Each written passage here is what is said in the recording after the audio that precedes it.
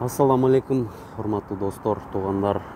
Сиздерди улуу ыйык Рамазан айыңыздар менен чын жүрөктөн куттуктайм. Элибизге жерибизге тынчтык болсун. Мен бул видео кайрылуумдун себеби мен маданияттын өкүлү катары кайрылып жатам.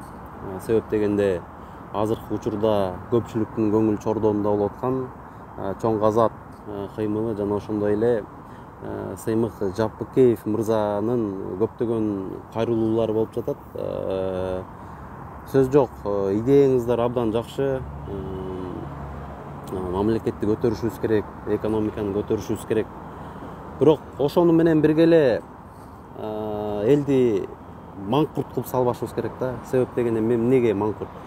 Сиздер ар бир видеоңуздарда ушу маданиятка жана спортко абдан каршы келип атасыздар да. Мисалы үчүн кара жорго бийлеби эле коелу, кара жоргого каршы чыгып атасыз, жана ошондой эле спортко, бой правилга каршы чыгып атасыз. Бул маданият менен эле спорт Кыргыз Республикасын дүйнө жүзүнө таанытып келатпайбы? Биз ошол менен гана азыр сыймыктана алабыз да. Көзгө басар ошол эле нерсебиз бар го.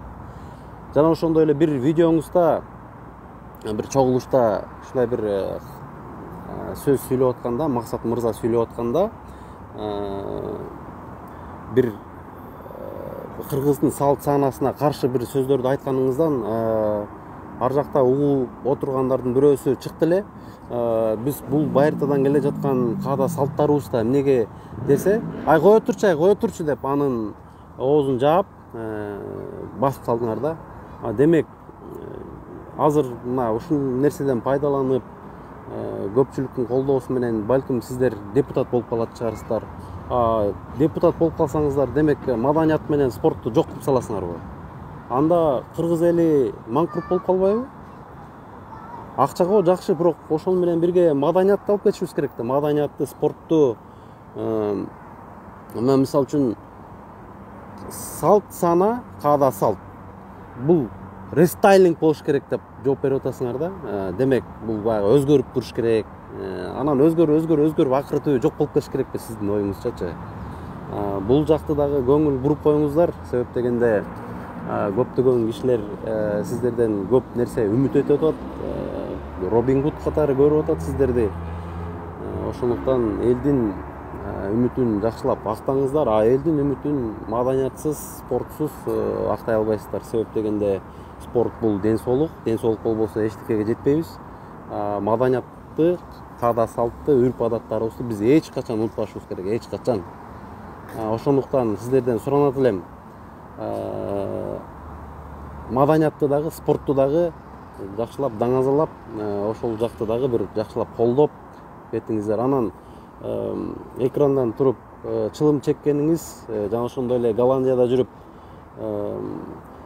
бул Грузияга барып, вино ичпегендей эле болуп калат деп ушу марихуана чеккениңизди тастыктаганыңыз, бул дагы акылга сыйбаган нерсе.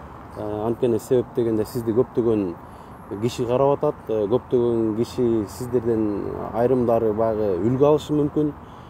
Ошондуктан сиз социалдык жактан абдан жоопкерчиликтисиз, жоопкерчиликтүү болгондуктан ошол жактарын дагы жакшылап карап коюңуздар. Максат мырза, сизге дагы айтат элем, ошо Сыймык Жапыкеевдин ошол жактарын өзүңүз көңүл буруп, оңдоп айтып коюп турсаңыздар абдан жакшы болот эле. Чоң рахмат.